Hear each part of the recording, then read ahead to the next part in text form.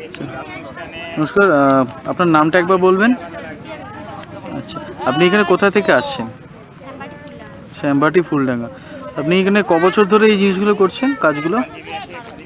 12 বছর হয়ে গেছে। তা আপনি কিসের ওপর করছেন একটু যদি আমাদেরকে দেখান।